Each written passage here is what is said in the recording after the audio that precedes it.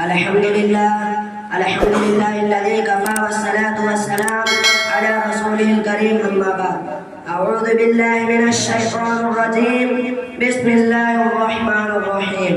उड़ाए कुछ वर्क लाला ने कुछ बुलबुल ने कुछ गुल ने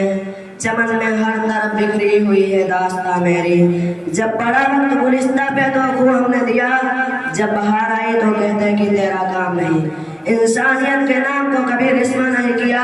हमने कभी ज़मीर का सौदा नहीं किया खून जिगर से हमने सींचा गुलिस्ता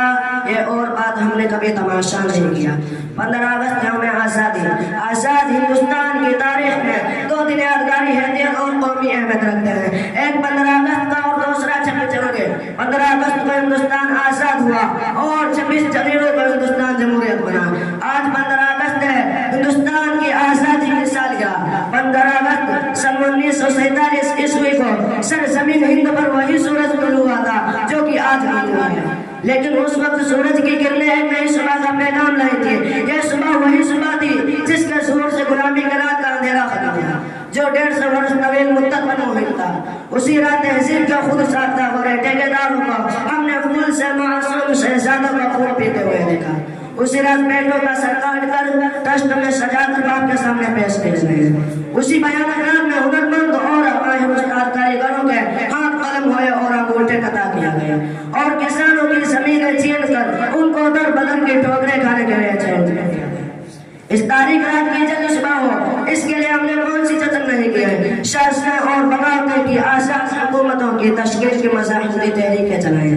जान और माल की कुर्बानी दे वो सब क्या है जो हुसूल आज़ादी के लिए नाज़िर होता है लेकिन जब उस भयानक रात की सुबह हुए तो जिस खून ने चलियाना वाला पाक की मिट्टी को शफक की सुर्खी से हमने कर दिया था